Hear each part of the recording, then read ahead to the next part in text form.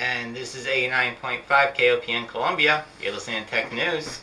We got a almost full cohort in the studio today. We got John. Hello. And we got Mike. Hi. Hi. And for those that have not followed our show before, this is a kind of a conglomeration of tech news and opinions about it. Tech radio is about technology stories and to a certain degree science, although this week we have a special going on. This month, actually. This month, yes. Every week we're doing a prognostication show where one of the hosts of the show gives their prediction of the future. These are stunningly accurate predictions, as far as I can tell, because I don't pay attention to previous shows. And this week is Nabil will be giving us his predictions of the future. And I'm always right. Yes. Call me the double. It's good to have arrogance on the air. It's the only place where it fits. Everywhere else I get mocked. Actually, and I guess we should remind people that it is a call-in show, so you can call into 573-443-8255. That's 573-TALK. No, that's not talk. Yeah, 443-8255, and give us a call, and we'll try to catch it. We're on YouTube. Yes, and in fact, we're trying another 360 capture today. We'll see how that works. Yeah, John ducked out last week because he was doing his predictions and didn't want a record. And yeah, no recording of it. Actually, I did do an experimental video. One of the predictions I did text overlays for. Not a transcript, but little bumpers for text and that kind of stuff, so you could actually see at least something going on during the video. So like if you... But it's not the whole show, because that took forever, even for 15 minutes. So could you get it to like float around? What, the text? Yeah, well, I probably could have, but I didn't go that far. Okay. I just have different words popping up on the screen. A little extra info if you wanted it. Okay. Yeah, but first, start off the show, though, we're going to go and do a typical set of tech news. We'll just go through the stories faster than we normally do. And there were a lot of stories this week out of CES, although CES this year was lame, in my opinion. They were underwhelming. Yeah. So one of the stories that came out, actually I only had one story this week myself that came out of that, was Intel announced their new i7 processor, codenamed KB Lake. And it is an okay improvement over the previous year, but it's kind of lame almost. I mean, we've been used to Moore's Law, where processing speed doubles every 2 years. Now this one was maybe, depending on how you do the measurements, maybe 10% faster than last year's processor. This is their top-of-the-line CPU, kind of their flagship. But it was still way more expensive than last year's, and yet only marginally faster. Its big selling point, though, and this, I think this is real telling for why this has happened, it's 35% less power. Sure, for mobile devices. For mobile devices. Well, this one actually, they're not saying that, so it's really more for laptops, because this still eats power. It's the top-of-the-line product.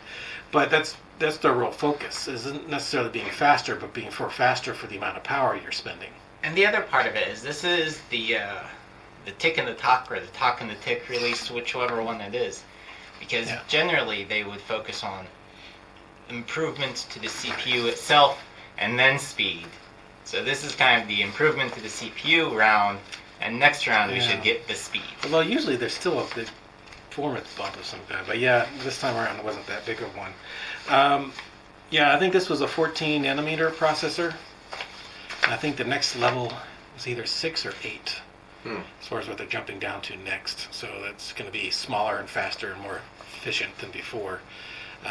But in some ways the pressure is off of them to get to the next faster stage, in part because desktop usage is dropping and people are more going to laptops and mobile, and that's where their competitors are going. So being top of the line and top of speed is not as big a deal anymore. There is a secondary effect to this too, and because truly, like I said, the Core i7 7700K series line, it really isn't for mobile, or even that much for laptop, unless you have a severe gaming laptop. It's really also aimed at the most important number for the cloud providers, which is power consumption. Google wants these chips. They're willing to spend more because that power You know, when you've got, I don't know how many billions of processors they have, a 1/3 cut in power level usage is a major cost reduction for them. So it's a non-trivial thing for them. It's not going to help us Normal folks that much, but actually, now they do have some performance tweaks in this one. You can actually decode 4K video without a graphics card with this one. okay. So it does meet I do performance threshold as far as that, but they did that with some tweaks. Essentially, they added functions of the processor that were more used in the decoding and DRM process with 4K video. So we got a little bit something for the consumers. Because graphics cards, again, it's all going back to mobile. Graphics cards, GPUs or graphics processing units for laptops are very expensive. And they're battery killers and they're rare. Yes, yeah. And it's the same thing with mobiles too. Yeah. In fact, most of the notebooks have dual processors. Mine, I've got an MSI gaming notebook. I don't use it for gaming, but that's beside the point. When I do a rendering of a file that's doing video or something, I actually hear my graphics processor turn on because it's got an Intel chipset and an NVIDIA chipset both. Yep. And one's off most of the time. The NVIDIA's turned off unless it's needed. Then it turns it on. Yeah. And literally my fan turns into it sounds like a wind tunnel on the side of my laptop. Yeah. And you can, I swear you could almost cook something with the air that comes out of it. It's hot. I got to move my legs to make sure it's not blowing on me. But yeah. But I think that things like this processor, and I might be getting to a prediction kind of a little early, but hell, I'm going to do it anyway because it ties in with the It's story. your show this week for that, right? So, this is telling us that the computing power available that we have to the average consumer is kind of at the point where we are meeting their needs. They originally, for the long time, graphics were grainy and especially on desktops, you had 600 by 800, then 1200, Yeah. It was still kind of grainy, not so great. Music kind of grainy, not so great. If you ran two programs, you couldn't watch a video and do something else because it would just kill the CPU. But now we're getting to the point where, yes, we do have the processing power to do what we need to do, to watch a video and browse and do A, B, C, and D, where the people that really need the extra processing power are either, like you said, companies where, they have server farms or things like that, or power users that are not using their devices in a typical consumer manner. Right. And in fact, your typical consumer matter, like a student wanting to do homework and that kind of stuff, unless they're in comp sci or something, that's going towards those Google Chromebooks anymore. Which those are very low power, but also not very fast machines. Yep, but their battery life lasts forever, and that's becoming... They're nice boxes, yeah.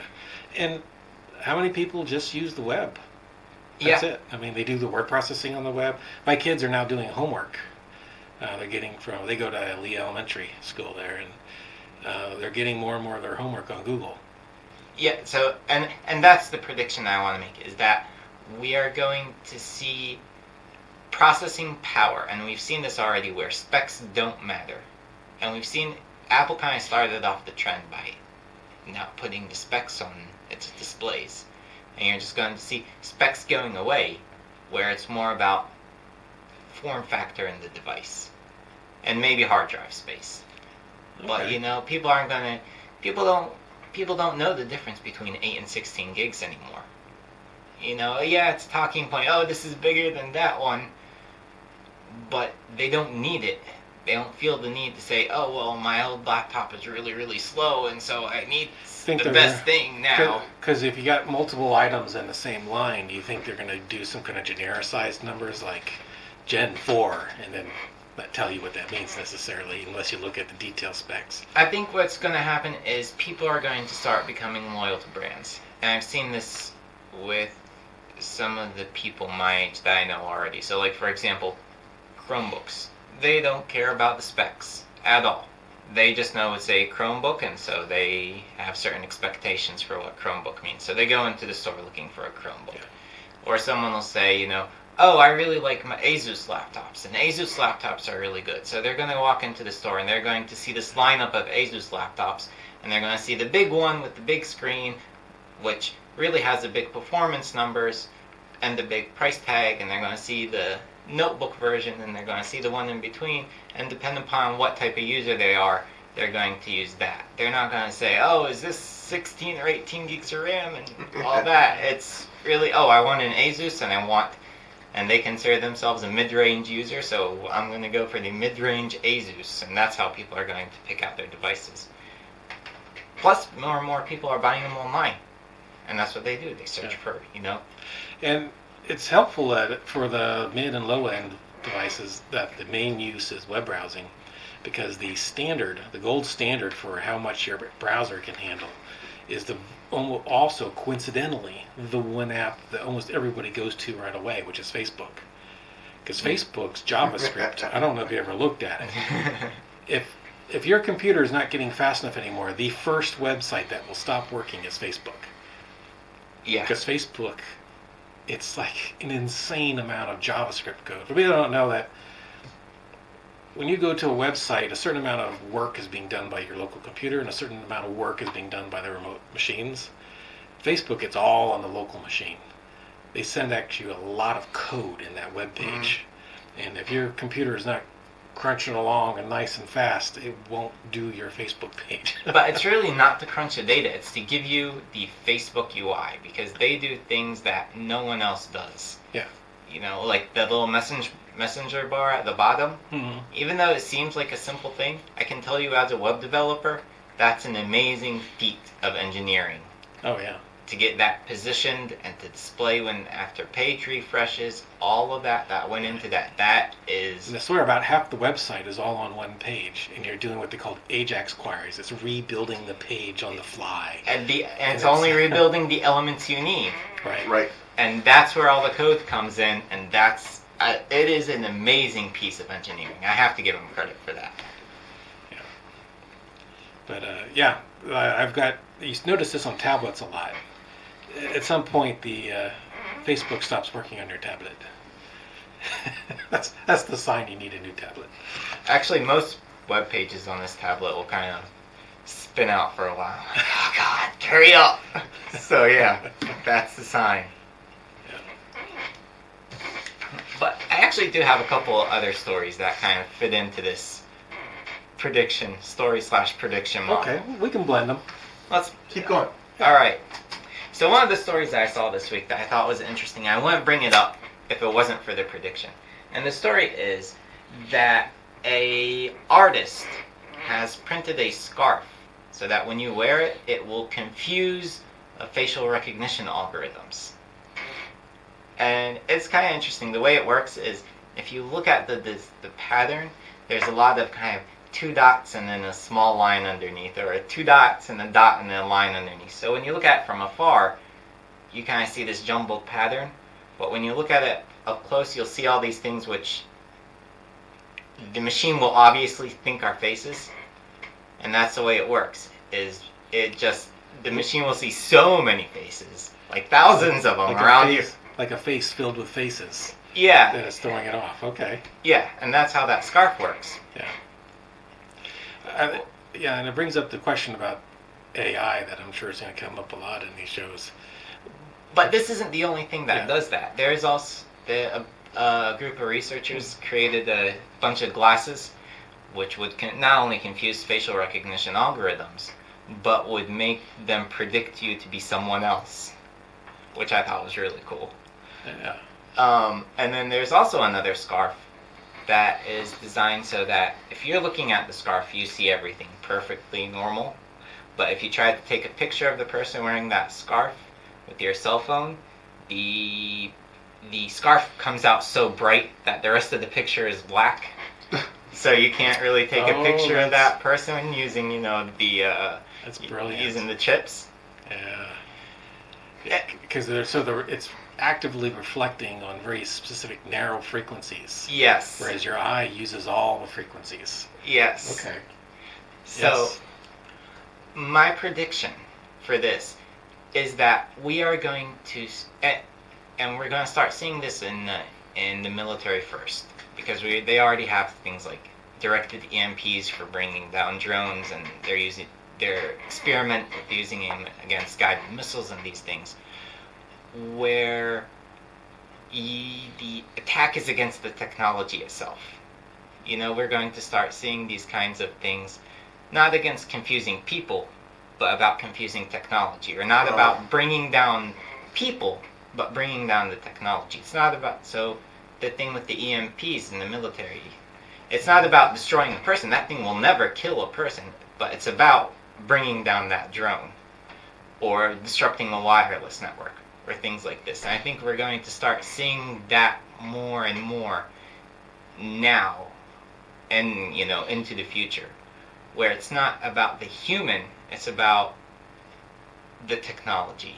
As far as you're not hiding from the person, you're hiding from the machine. The more that technology lends an advantage to troops in the battlefield, the more likely it is that they'll want to suppress that technology, which then, if the other side still has active technology, they have a huge leg up when it comes to the melee that ensues. That's a very good way of phrasing it, yes. And it's not about just suppressing it or confusing it. Mm-hmm.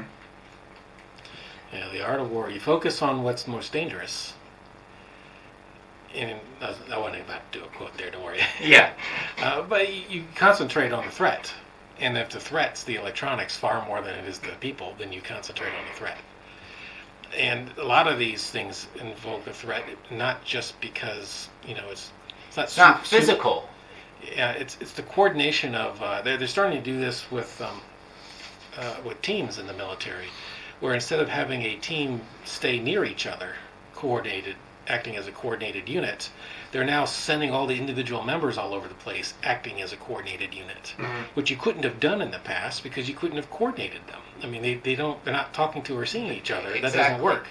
But it's enabled by the technology. But the technology allows them to act in a coordinated unit without actually being anywhere near each other. Exactly. So if you take out the technology, you take out an advantage, which is kind of where this is all going. Pretty much kill the team. At Yeah. that point, yes.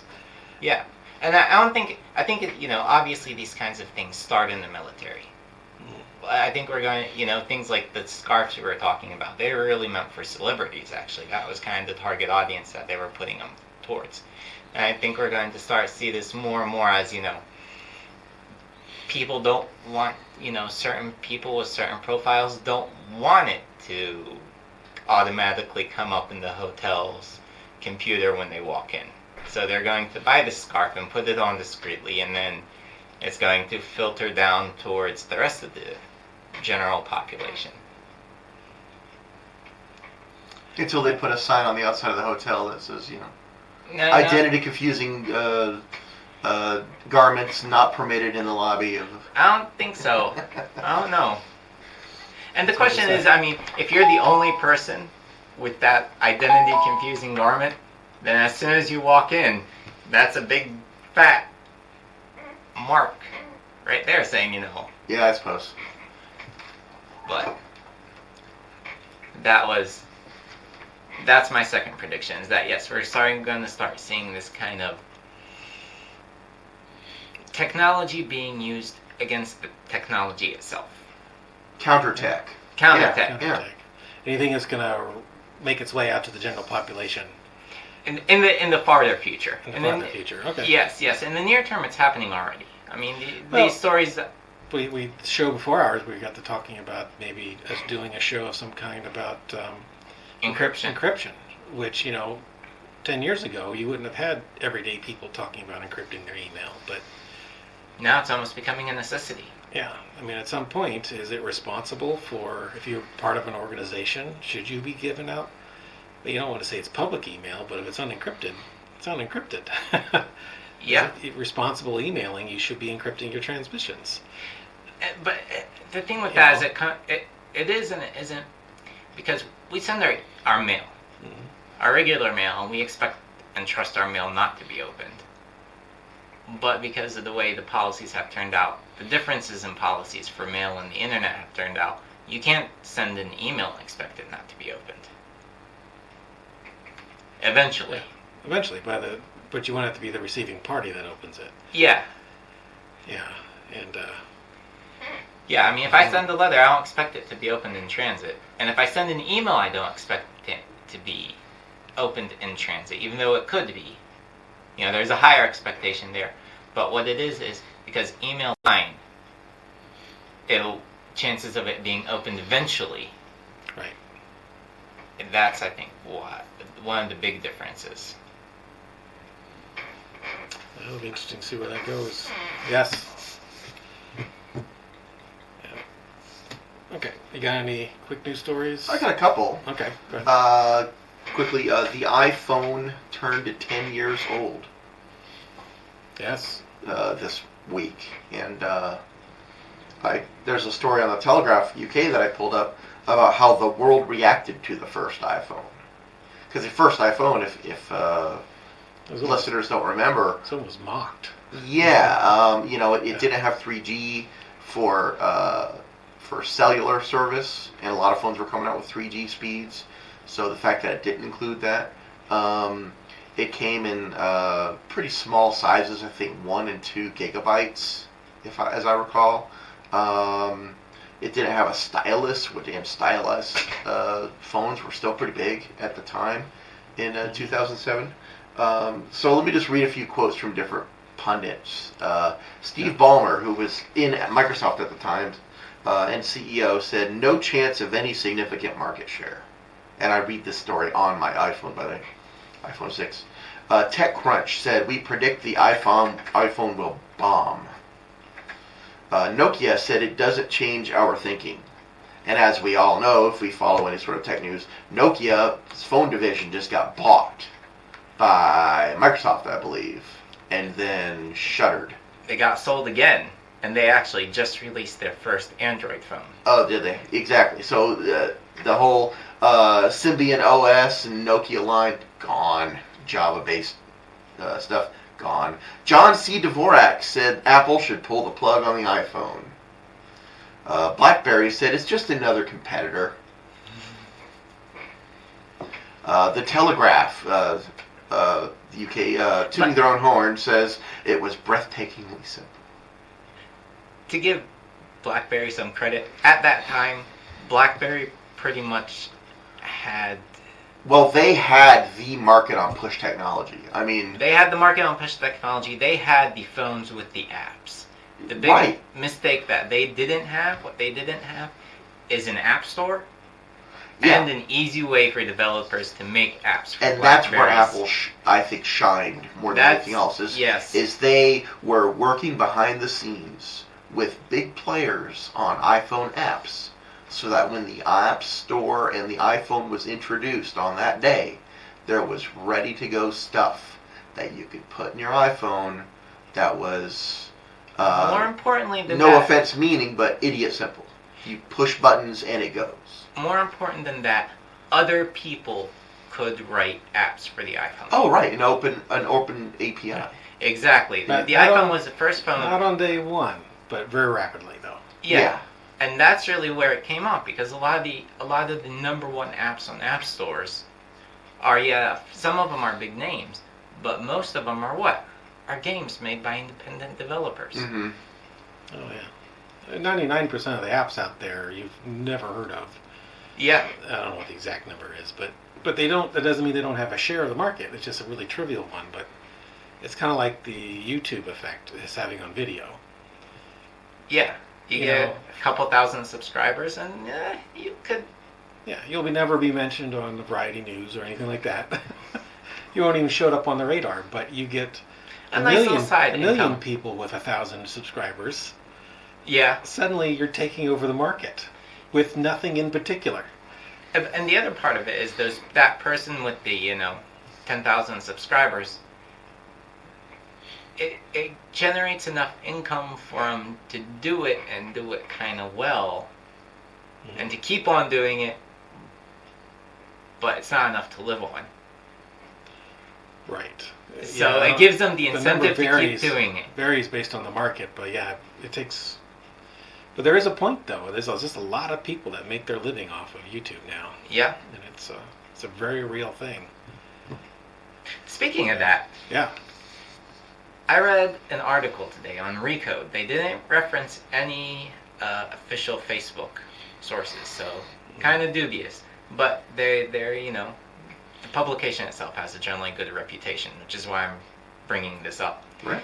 They're mentioning that Facebook is planning on adding in-video ads to videos on their platform and sharing their revenue with the publishers, doing a 55% split just like YouTube. The big difference is that instead of the ad coming up at the very beginning of the video, Okay. it'll come up about 20 seconds after Sure. you've watched the video. So it's Midstream. Midstream, Yeah, yes.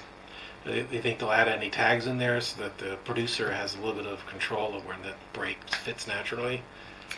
I don't know, and one of the big questions is copyrights, because if they're not making money off of the video and there's a copyright violation, then they could say, well, if the user put it up there, it's kind of not our responsibility. We'll be good players and take it down and kind of get out of it. I think that'll be easily solved because YouTube solves it pretty straightforwardly. You have to go through a little bit of extra work to get your first video published with they call it monetization rights. I mean, it's a bit of a pain to set up, but that's okay because it's someone who wants to make money off of their videos, and you're going through a lot of disclaimers and claiming that that's your copyrighted material. In each video you have to put up, you have to go explicitly saying, I didn't steal anything for this. But the other part of it is that YouTube will actively scan your content for copyrighted material, and they do it pretty quick because yeah. Although it's wildly bypassed by. It is widely bypassed by simple means, but yeah, they do check. They do check, and it keeps on getting better. So, and that's not something that YouTube just put in there. It's something that YouTube was forced to put in there. And the question is, can Facebook do that too? Because that is a big. Yeah. I wonder how many listeners have watched full feature-length films on YouTube that were backwards with slightly different margins. That's how they bypass the algorithms. Yeah, they're getting better at catching even those, but yeah, it's. And the content on YouTube varies depending upon the country. Certain like 1990s television series, you can get off of YouTube outside of the States, but you can't watch on YouTube inside of the States. And people have all sorts of proxy apps they can put on their machine to spoof their IP before going to YouTube. Tunnel Bear and that kind of stuff. Yeah. Okay, I think we're gonna take care of some station business, and we'll be back in a couple minutes. All right. And we are back. Hey. Okay, so the last prediction related story. All right, so the story is this. There apparently is some kind of huge website where you can go and you can play Go against other players. Mm-hmm. Okay. And there was This is a Chinese game. Yeah. With black and white markers. With black and white markers. Okay. And there was one of these players called the Master that was relatively new and just skyrocketed. It was just demolishing everyone. Apparently this is a really big site because even the known leading Go players go there and play. And he was just killing everyone. Uh-huh. High scores and everything. It turns out that player was really the AlphaGo bot playing against these other people. Yes. And was it learning too? I'm sure it was. I'm sure that was. I wouldn't Probably be surprised if if that was one of their original data sets. It's and that could kill the website. There's a reason I don't. There's a Scrabble game on iPhone and other phones called Words with Friends. It's like a Scrabble game. You mix up letters and you make words. And I never play against the computer because the computer's good. It doesn't forget things. I remember when the computer was bad. Yeah, but a simple game like that is going to be able to search through 7 letter tiles and find a decent word and put it in a place and mop the floor with you score-wise. And so I never play against the computer for certain types of board games, and Go would be a good example of that, because it doesn't seem like you've got a fighting chance. Yeah, chess Especially would be the if same they way. crank up all the brain power of this AI machine, you know what I mean? Yep. Yeah, and it's the same thing with chess. I mean, you can't play chess against a computer or else you're going to lose. Right. Unless you're a master. Unless you're a master. And the masters generally do win against the computers even now. Unless it's a computer-person combo. And they wipe the floor of everyone else, including the computers and the masters. Yeah. That's a common story over and over again. Humans connected with AIs win. Just plain out win. And I think two things is that we're going to see more and more of these AIs that can solve very specific problems. Just like we talked about last show with an AI processing claims for a health insurance company. Here we have an AI playing Go and becoming a master at Go. We've seen them being used in investments, tracking investments and predicting the stock market. We've seen them used in all these very different areas. And I think we're going to continue seeing that. And we're going to see more and more bots on Twitter and things like that. But that's it. We aren't going to see anything that is not... It's going to take another breakthrough. Real scientific paradigm-shifting breakthrough for us to get any kind of quote-unquote general intelligence. This AI that plays Go, it is a master Go player, better than any human. Mm-hmm. But show it a game of chess and nothing. Right. Ask it to talk and nothing. All it can do is play Go. It's very good at this very specific function. And we can create systems that are very good at these very specific functions. Trying to find a system that is very good at general functions. But we're not going to find it until there is a genuine paradigm-shifting breakthrough that and it's one of those things where you never know where those come from. It's kind of like theory, think of like theory of relativity was a paradigm-shifting breakthrough. No one could see when or how it was coming. It's just going to have to come by some genius. Right, and it wasn't like we had certain scientific theories. There's lots of advanced notice for things. Some things just go hit and go, whoa, we hadn't thought about that before. And it shifts everything. And yeah, that's quite possible. That's what it's going to take for general AI. I really think so. And it's my opinion, by the way, that self-driving cars is narrow AI. It is. They're going to get really good at it and have safety rates that make humans look horrible. Will our insurance rates go down, is what I want to know. For the AI-driven cars, yes. For the AI? So? Do you think so? Oh, yes, I do. Okay. And almost right off the bat, the insurance companies are going to be pushed into having separate insurance policies for AIs versus people. The thing with... Sorry, go ahead. Yeah, the thing with AI-driven cars and insurance is that you aren't going to own the car. You are going to lease the car, either from a private company like Uber. Yeah, probably. Or from your municipality. Or from rich people that are able to buy the car and rent out the free time for. And for that matter, because it probably have stickers and mobile billboards all over it advertising things as it goes down the street. Yeah, so it doesn't have to be that. There could be a upper class version of the rentals. So you're not going to pay. Not obvious, but well, you won't see it, but everybody else will. You see, when you're in the car, I don't care what color car I drive because I'm inside of it. And that's how they're going to pay the insurance. You're not going to pay the insurance. Right. The person that owns the car is going to pay the insurance. Right. So, but Uber, there's going to be some people that still want the prestige of something without ads on it. But they'll just pay more. Exactly. Well, every car has an ad on it. No, you get to ride the car for free if you watch the ad. No, what I mean Or you is, get the Netflix of cars, which is... Every car right now has an ad. It's the brand of the car. Yeah, that's true. Yeah, it's an emblem that is pretty difficult to remove. Yeah. Not that difficult. But yeah. It does make little holes if you don't put something else in its place. Right. That's true. Although a sticker could take care of that. But yes, I know what you're saying. Yeah, and for some odd reason, just they try to make it look. They try to be subtle about it, but they will just, even though you buy a car from a dealer and you didn't ask them to put their dealer thing on the back, they do anyway. They just assume, oh yeah, you want to know. You want people to know where you bought No, this. because they No, we know don't. they know how good of an advertisement it is. I mean, why? Oh yeah. Joe Mockins. Say that name to anyone, and they know exactly what it is. Why? Because it's on the percentage of the cars around town. Yeah. Yep. Yeah. It's a, but people seem to be okay with it, so that's how it goes. Yeah.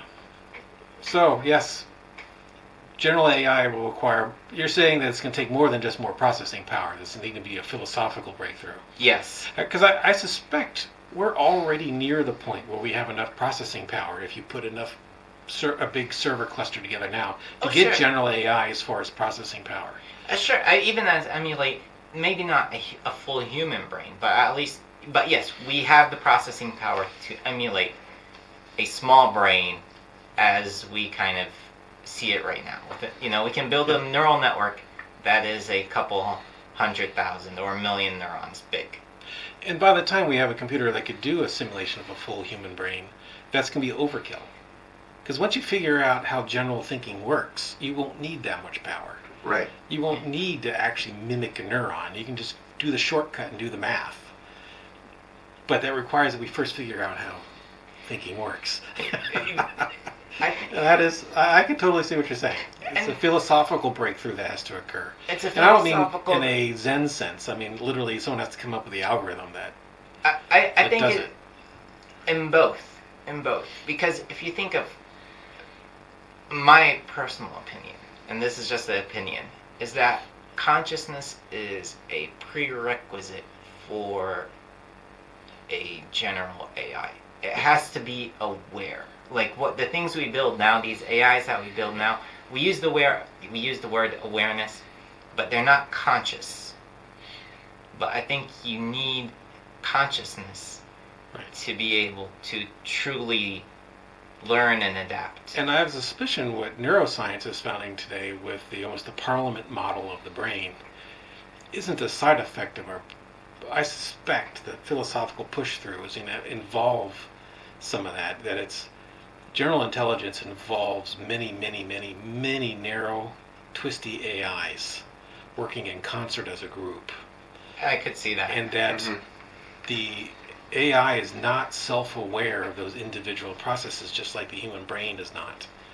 It's been shown in numerous studies that people consider 40, 50 things whenever they make a decision, but they're only aware of the top 2 or 3. Yeah. And then they decide on one of those, the top 2 or 3, but they can show systematically that you've actually considered a lot more than that. So we are not aware of our own processes. Yes. I suspect that's probably the case with the AIs when we do figure them out for general AI, is that they will not know how they're thinking. Yeah. Except in the weird philosophical sense that, we read a book about it. But, and then and the other part of it is, once you get to that point, once you say, okay, well, this is a thing that can learn from general observation, then you have to give it time to actually learn. Yes. We pre-train our AIs and then let them loose on the world. These narrow AIs that we have. The genetic algorithm AIs learn on the fly too, but yes. Yeah, they do learn, yes. But, in a controlled lab situation. Yes. Is what I'm getting at. But when you're saying, okay, well, this is a general AI, that means this is something that has to kind of be unleashed to learn. And the question is, how predictable is it going to be? That could be a whole show. Yeah. It'd be interesting to see how much it parallels biological life in that sense as well. Because, even humans, we learn things to a certain degree while we're awake, but we learn a lot more of it when we're asleep. Yeah. It's like we're doing, you're talking about a controlled lab environment, but we're essentially doing that ourselves. We're sorting out and figuring out what we really learned that day, and then things become more intuitive the next day. Yeah. Because we learn things, and sleep is part of the process. It's like Will it have to sleep too? Like we all wake up with a different version number. Now we've all updated ourselves. I Yes. think that's going to be one of the keys that, I think that, not the key, but one of the keys that we'll see is that right now computers' memory is separate from processing. And you process one unit at a time. I really think that we're going to have to combine memory and processing where each unit is processing a single unit at a time, but they are all working in concert. Right. And parallelism, which is what you're talking about in computer science, is a dark and twisty road that we've not really figured out in any good fashion right now. And it's not just parallel, it is parallelism and combining processing and memory into the same unit. So you have one unit that contains its own processor and its own memory, working cohort with a whole bunch of other units, where that unit only processes a single thing. Are we willing to let general AIs be wrong? They have to. They have to be wrong all the time, or they're not learning.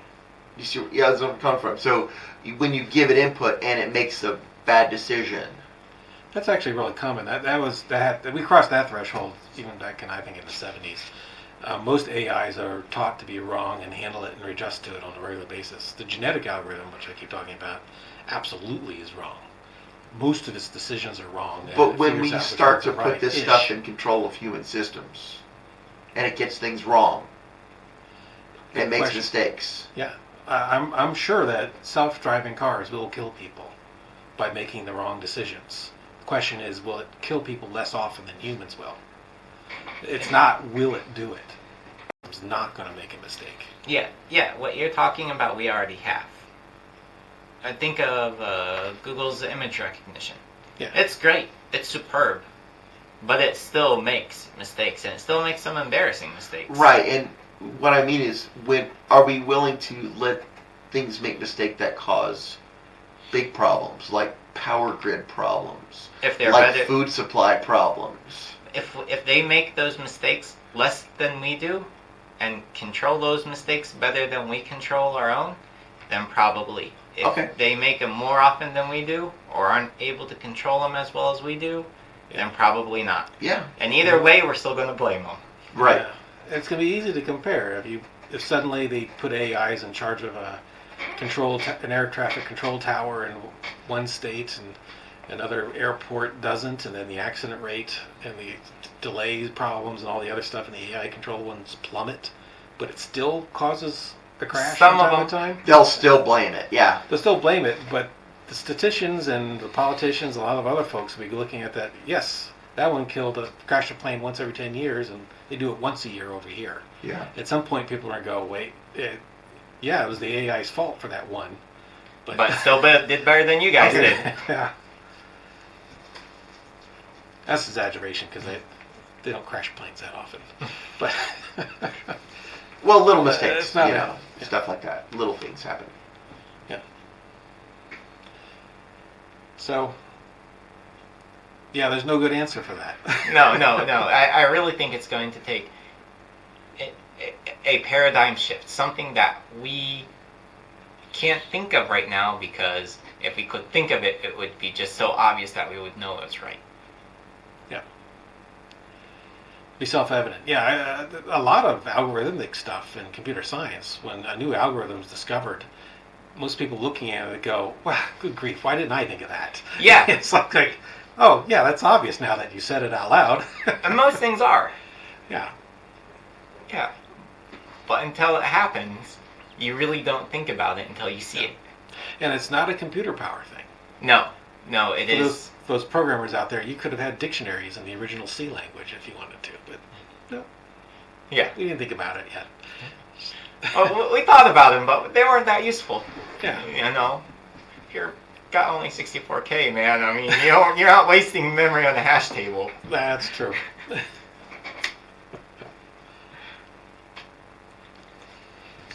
Yeah. So, I got two quick stories. Sure. Unless you want to. No, I'm Okay. prognosticated out. Yeah, those were my prognostications. Takes a lot of energy to predict the future with such accuracy. I mean, honestly, I loved it because it kind of like I was going through these and these stories just like fell into my lap. I'm like, dude, that's totally what I was about to talk about. Yep. Two quick ones. Norway is, I think it was this week they've done it, or they're about to do it this week. They're turning off FM radio. Yeah. Analog FM is gone. Oh, wow. And you have to have a DAB plus digital receiver to receive any signal. Not even the original DAB will work. That's terrible. So everyone has to upgrade quickly if they want FM radio in Norway. Yeah, but aren't they going to suffer from the digital shelf problem that all other digital conversion problems have occurred? Probably. So that's going to be... So the signal won't propagate as far.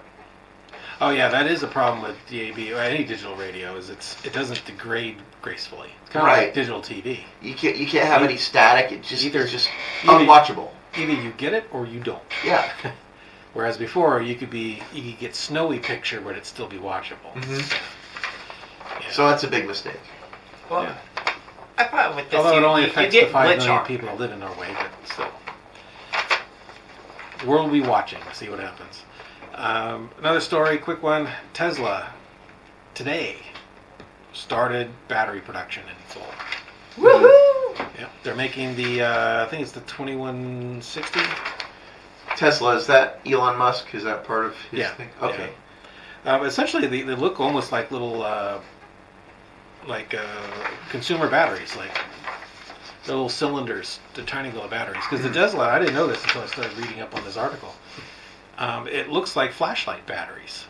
What they do for their batteries, and then they're hooked up in series or parallel, depending on both. They have exactly. both parallel and series arrays done in stacks, so that they can you just put them together and they can shut down arrays on the fly based on whether an array shorts out or something like that.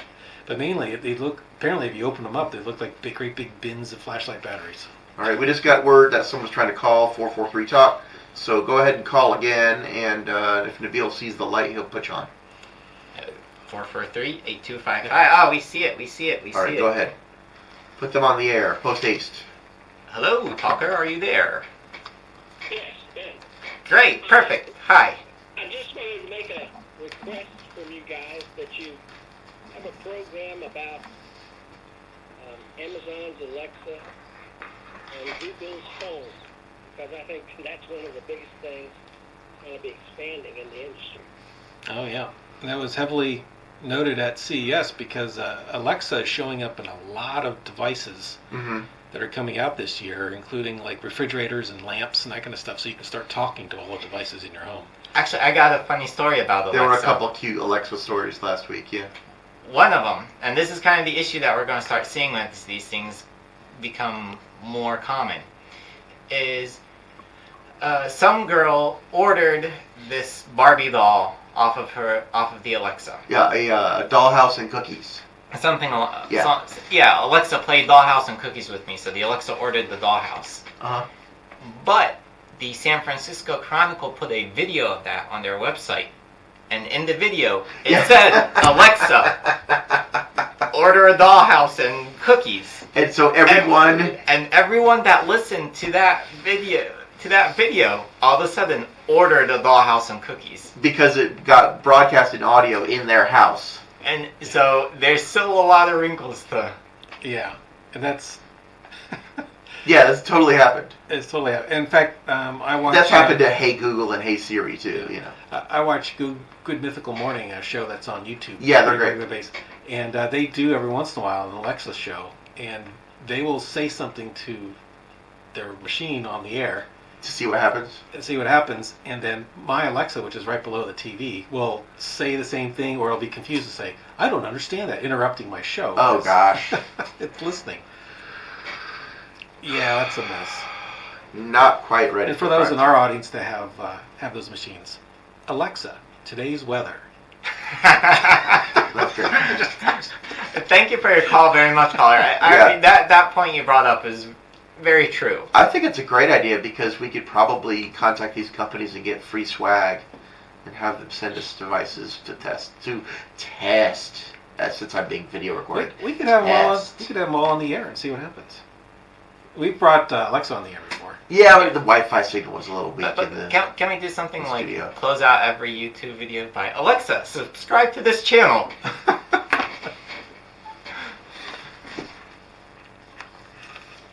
Here we go.